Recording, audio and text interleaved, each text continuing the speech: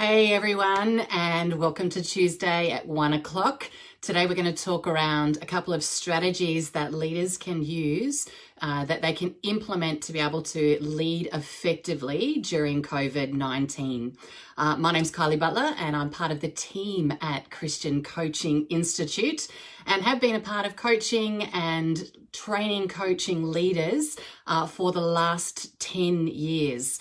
And Christian Coaching Institute is Australia's leading Christian coaching organisation, and thrilled to be able to share with you today. G'day Liesl, as she is on with us today. I want to talk to you particularly around leading and leading effectively during COVID-19. The coronavirus turns out to be one of the most critical leadership stress tests that we could ever imagine. It has challenged us in virtually all of our leadership abilities, all of our contingency plans, all of our risk management processes, like more than you could actually possibly imagine. As leaders, we're trying to keep our ministries, our churches, and our organizations running. We're trying to manage and meet the expectations of our board and our elders, our leaders, our teams, as well as try and keep an eye on the emotional health and well-being of our people. Try and stay up to date with the ever-changing government regulations, as well as the job seeker and job keeper qualifications. We're to sanitize and wash our hands so regularly. And for those of us, we're trying to figure out how to homeschool our kids in the midst of all of that. It's like, whoa, can you believe? Talk about exhaustion, stress and overwhelm in this season. The world has completely changed. And in the midst of that changing environment, our people need us to lead. So how do we as coaches and leaders using coaching skills lead people during this season?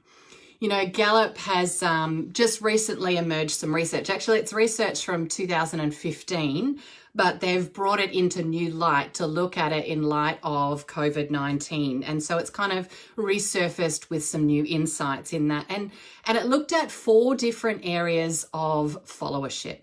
What do people who are following leaders actually need in this season? And there are 4 key things that came out in 2015, and they are absolutely critical and key for what it means to be a leader, to lead effectively in COVID-19. Those 4 areas. So the first one is trust. The second one is stability. The third one is compassion. And the fourth one is hope.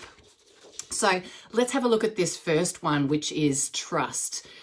That sense of trust is underpinning by reliability, dependability, expected behavior, as well as anticipated behavior, as well as looking at confidence and security in a personal thing. So leaders gain trust when they demonstrate that they understand the risks and the ramifications of the situation. At the same time, leaders shouldn't be expected, and our followers don't expect us to actually have all of the answers. Trust is actually about being honest, being transparent in the situation that we're in. You know, many of us have actually had to deliver some really disappointing news over the last few weeks. And I'm going to assume that many of us are going to have to share some further disappointing news in the weeks to follow, particularly around jobs and around finances. Effective leaders who create followership, deliver disappointing news in a clear and straightforward way. They avoid giving false perception that actually everything's okay when really it's not. Effective leaders don't hide from bad news. And they rarely kind of, try and add fluff to it along the way. Being a trustworthy leader is being able to be reliable, dependable, transparent, and honest, and especially in this season. The second area that Gallup talks around is the area of stability, being a stable leader. And stability is around predictability. Predictability in our actions, predictability in our behavior, that we follow through. We actually do what we say we're going to do. And it's particularly key in our communication, having consistency and reliability, a routine in our communication that people can come to expect when they're going to hear from us. When we don't have the office banter or the side conversations that happen, we need to be really intentional around our communication in this season. When communication stops, people are prone to kind of fill the gap with the worst case scenario.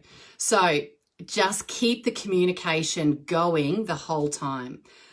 Our people need to, that's another part of stability, is our people need to know what's actually expected of them, especially in COVID-19.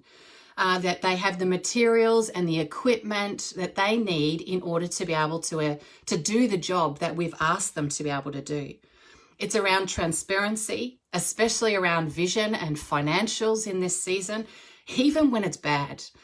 Our teams, our people will feel better when we as leaders are stable and open and honest and transparent in our communication, and they expect us. How we show up is how we've always shown up, with that sense of stability and peace, even when we kind of feel like the duck, cool on the outside but swimming frantically underneath.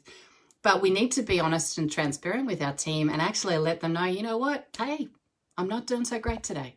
They need to hear that from you as well. It's a part of that stability piece. The third aspect is around compassion. Compassion essentially means that our team are humans and we treat them as humans, not as people that kind of get the job done for us. People want to matter. They internally want to feel like they're significant and important. They're beyond the job that we actually expect them to do. Compassion actually in this season means recognizing the uncertainty, recognizing the high levels of anxiety in our people and what they're experiencing, and going over and above with acknowledgement and grace. And the fourth area is this idea of hope. We don't have a playbook or a script for this pandemic. We've never known what tomorrow brings. But in previous circumstances, we've kind of had a fair idea of what tomorrow is going to bring and what's going to happen. But we can't even guess nowadays because things are changing so rapidly that tomorrow we can't anticipate any longer. In mid-March, an organisation, LVMH, which is the kind of governing company for perfume like Christian Dior, they actually stopped production of their perfume and pivoted and began making sanitizer, and then began delivering that free to French health organizations. And LVMH is actually not alone in this. It's just about every day I'm reading organizations that are pivoting to actually meet the needs of the environment and the circumstances and the community that they are a part of. But the interesting thing is these organizations have switched it from kind of producing perfume to suddenly it's not a job anymore, it's actually a calling. But as Christian leaders, this is not unique for us. We have a core mission and a core purpose that sits behind all that we do. We already have that clear mission, hope, and calling. But in the midst of urgency, we can lose sight of that and focus on what's urgent, what's right in front of us, and lose sight of the larger mission. We follow a God who is a God of hope. Keep your hope alive, your mission out in front all of the time. Now, if you're interested in actually growing and having better conversations with your team, we have launched an extra coach mastery certificate about increasing people's coaching skills that is particular for this season. Starts on April 29th. Just put a comment in the notes below and we'll be in touch with you for further details about that. Obviously, it's online. Everything's online. But we've been running online training for the last over 2 years now. So we've kind of got the hang of what it looks like to do online training. But today we've actually spoken around what it means to, 4 strategies of what it means to be an effective leader in this season, particularly leading with COVID-19. Those 4 areas being the first one being trust. As a leader, we need to build trust of our team.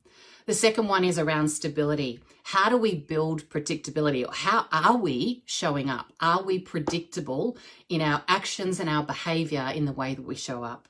The third area is around compassion, building acknowledgement and grace with our teams and our coachees in this season. And the fourth area is around hope, continuing to build the future that is ahead of us.